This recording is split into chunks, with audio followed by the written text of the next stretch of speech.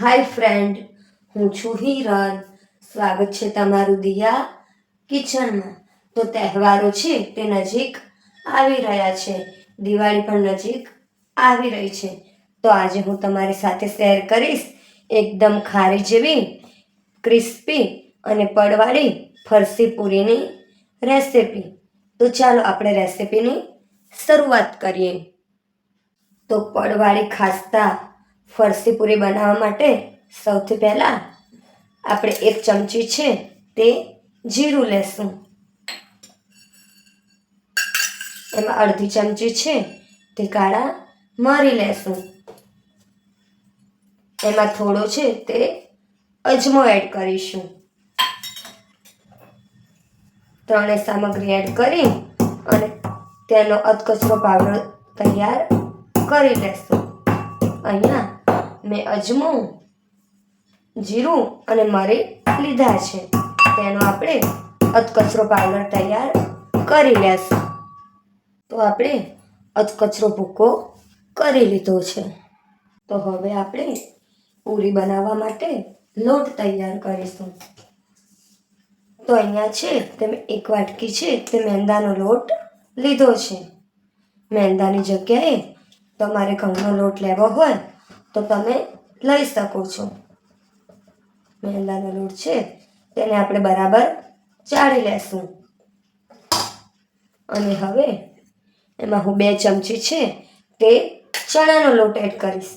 ચણાનો લોટ એડ કરવાથી પૂરી છે તે એકદમ ખાસ્તા બને છે. ચણાનો લોટ પણ આપણે ચાળી લેશું.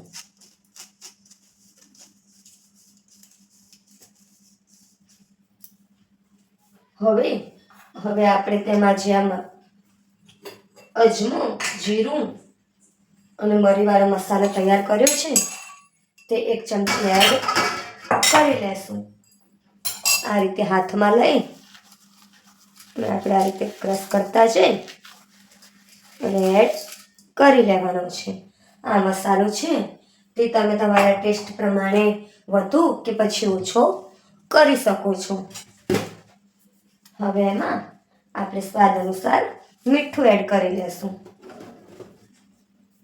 મીઠું એડ કરી અને આપણે બરાબર મિક્સ કરી લેશું.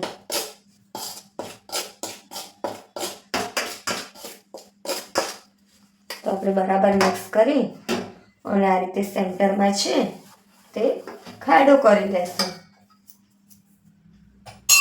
અને એમાં છે તે આપણે 1 થી 2 ચમચી ઘી એડ કરી લેશું.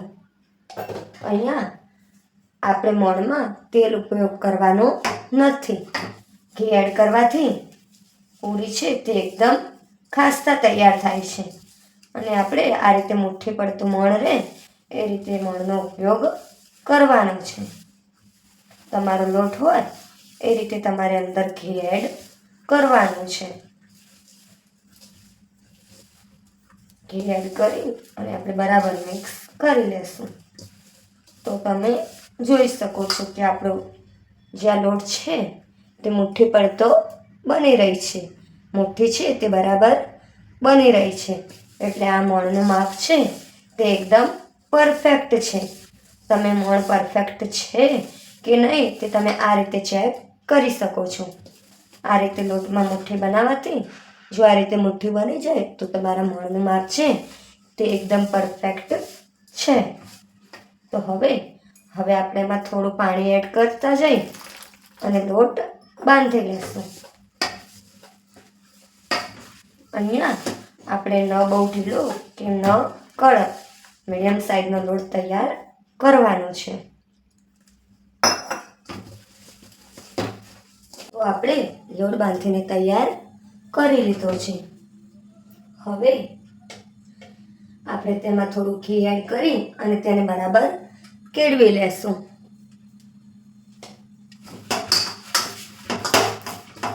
આપણે લોટ છે તે કેળવીને પણ તૈયાર કરી લીધો છે. તો હવે આપણે તેને ઢાંકી અને 10 મિનિટનો રેસ્ટ આપીશું જેથી મેંદો છે તે બરાબર ફૂલી જાય. તો હવે પૂરીના લોટને આપણે રેસ્ટ 10 મિનિટ થાય ત્યાં સુધી અહીંયા આપણે પૂરી પર લગાડવાનો એક સાટો તૈયાર કરી લેશું. તો એની માટે અહીંયા આપણે અડધી ચમચી જેવું ઘી લેશું અને ઘીમાં આપણે 1 ચમચી જેવો છે તે કોર્નફ્લોર એડ કરી લેશું. કોર્નફ્લોરની જગ્યાએ તમે ચોખાનો લોટ એડ કરી શકો છો.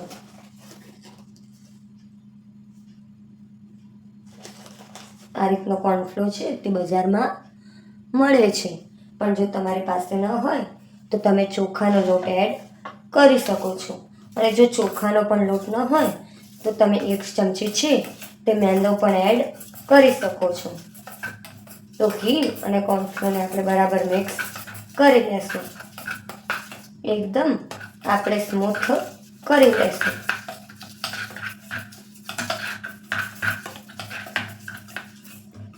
તો તમે જોઈ શકો છો કે આપણે એકદમ છે તે સ્મૂથ કરી લીધું છે. તો આપણો સાટો બનીને તૈયાર છે. તો હવે લોટને 10 થી 12 મિનિટ થઈ ગઈ છે. તો લોટ છે તે આપણો સ્મૂથ થઈ ગયો છે. હજી આપણે થોડી વાર તેને મસળી લેશું. જેટલો આપણો લોટ સ્મૂથ હશે તેટલી પૂરી છે તે આપણી ફરતી બનશે. તો આપણે જે સાઈઝની પૂરી બનાવી હોય એ સાઈઝના લોયા છે તે બનાવી લેશું. અહીંયા હું નાના સાઈઝના લોયા કરું છું. નાની સાઈઝની પૂરી હશે તો તળવામાં પણ આસાની રહેશે અને ખાવામાં પણ સારી રહેશે. તો અહીંયા આપણે બધો લોટ છે તેના લોયા તૈયાર કરી લેશું. આપણે પૂરી માટે લોયા તૈયાર કરી લીધા છે. તો હવે આપણે પાટલી પર છે તે પહેલી વાર સહેજ તેલ લગાવી લેશું. પહેલી પૂરી બનાવતા પહેલાં આપણે તેલ લગાવી લેશું, પછી લગાવવાની જરૂર નહીં પડે. પાટલી અને વેલણ બંને પર પહેલી વાર તેલ લગાવી લેશું અને આપણે પૂરી વણી લેશું. તો આપણે એકદમ પતલી પૂરી પહેલાં વણી લેવાની છે. પછી આપણે પૂરીને છે તે ચક્કાની મદદથી આ રીતે કટ લગાવીશું. પણ આ બાજુ કિનારી અને આ બાજુ કિનારી પર આપણે કટ લગાવવાનો નથી. આપણે વચ્ચે વચ્ચે આ રીતે કટ લગાવી લેશું. પૂરી તૂટી ન જાય તેનું આપણે ખાસ ધ્યાન રાખવાનું છે. તો આપણે કટ લગાવી લીધા છે, તમે જોઈ શકો છો. હવે આપણે જે આ સાટો તૈયાર કર્યો છે તે આ રીતે આંગળી પર લઈ અને તેને આ રીતે ડોસમાં લગાવી લેશું. આ રીતે સાટાને આપણે ટપકા ટપકા કરી લેશું અને પછી આપણે જે આ પૂરી છે તેને આ રીતે ગોળ ફોલ્ડ કરી લેશું. તમે જોઈ શકો છો.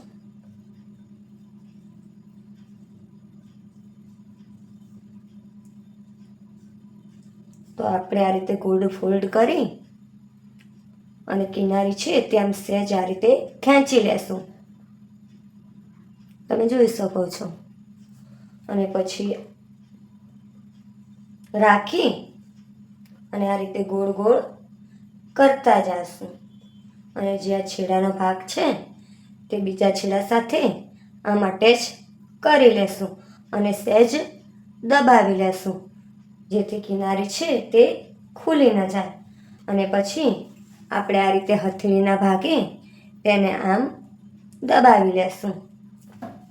અને પછી જો તમે હાથેથી દબાવી હોય તો પણ દબાવી શકો છો, અને જો આ રીતે વણવી હોય તો 1 થી 2 વેલણ ફેરવી લેશું. આપણે અહીંયા વધુ વેલણ ફેરવવાના નથી. તો આ રીતે આપણે બધી પૂરી છે તે તૈયાર કરી લેશું. મેં પૂરીની આગળ જે રીત બતાવી લચ્છા પરોઠા જેવી, એ રીત તમને ન ફાવે તો પછી તમારે મોટો લુવો લઈ અને આ રીતની પતલી રોટલી વણી લેવાની છે. પછી તેના પર આપણે આ રીતે સાટો લગાવી લેવાનો છે. બધે સાટો લાગી જાય તેનું આપણે ધ્યાન રાખવાનું છે કે સાટો છે તે ક્યાંય રહી ન જાય. આ રીતે સાટો લગાવી અને એક રોટલી પર આ રીતે બીજી આપણે રાખી લેશું. તેના પર પણ સાટો લગાવી લેશું. આમ આપણે 4 લેયર કરીશું. આપણે વધુ લેયર કરવાના નથી. 3 થી 4 લેયર આપણે આ રીતે કરી લેવાના છે. ફરીથી બીજી આ રાખી લેશું અને તેના પર પણ સાટો લગાવી લેશું.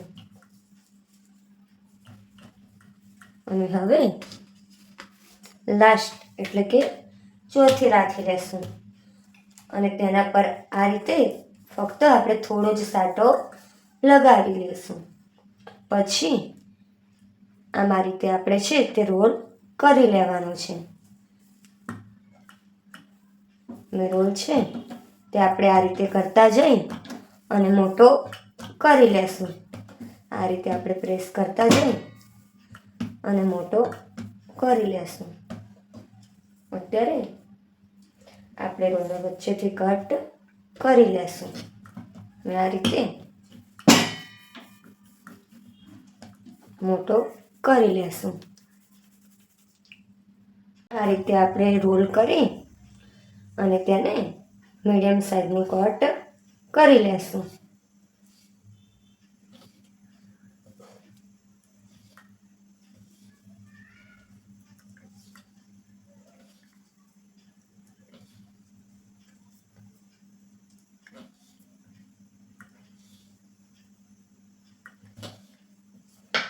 તો તમે જોઈ શકો છો કે પૂરીના છે તે કેટલા લેયર દેખાઈ રહ્યા છે. અને હવે આપણે આ લુવામાંથી ખાલી આ રીતે હથેળીની મદદથી આ રીતે આપણે દબાવી લેશું. આપણે આને વણવાની જરૂર નથી. તમારે આગળ બતાવી એ રીતથી ન ફાવે તો તમે આ રીતથી પણ કરી શકો છો. તો આપણે બધી પૂરી છે તે આ રીતે તૈયાર કરી લેશું. અને આ બાજુ મેં તેલ છે તે પણ ગેસ પર ગરમ થવા રાખી લીધું છે. આપણે બધી પૂરી છે તે બનીને તૈયાર છે. આપણે પૂરીનું સહેજ આ રીતે પોષણ નાખી અને ચેક કરી લેશું. તો તેલ છે તે આપણું ગરમ થઈ ગયું છે. તો આપણે ગેસ ધીમો કરી લેશું અને એક એક પૂરી એડ કરી લેશું. આપણે પૂરી છે તે હલકી ગોલ્ડન કરવાની છે અને એકદમ મધ્યમ ગેસે જ તેને તળવાની છે. એકવારમાં જેટલી પૂરી સમાય એટલી આપણે એડ કરી લેશું.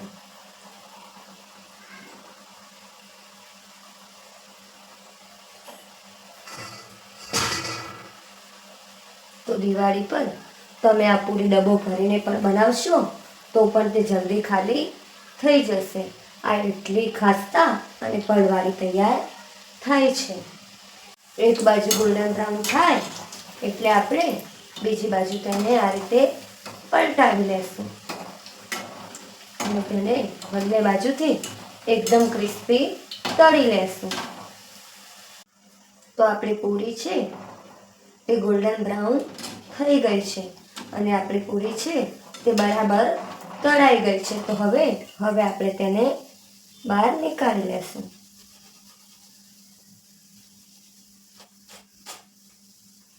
તો તમે જોઈ શકો છો કે આપણી પૂરી છે તે એકદમ ક્રિસ્પી બનીને તૈયાર થઈ છે. બીજી બધી પૂરી છે તે પણ આપણે આ રીતે તળી લેશું. તો આપણી બધી ફરસી પડવાળી પૂરી તળાઈને તૈયાર છે. તો હવે સર્વિંગ પ્લેટમાં લઈ તેને સર્વ કરી લેશું. તો તૈયાર છે આપણે એકદમ ખાસ્તા અને પડવાળી ફરસી પૂરી. તો એક પૂરી છે એ હું તમને તોડીને બતાવું કે આપણી પૂરી છે તે કેટલી ક્રિસ્પી બની છે. તો તમે જોઈ શકો છો કે આપણી પૂરી છે તે એકદમ સોફ્ટ અને ક્રિસ્પી બની છે. તો તમને આ રેસિપી કેવી લાગી?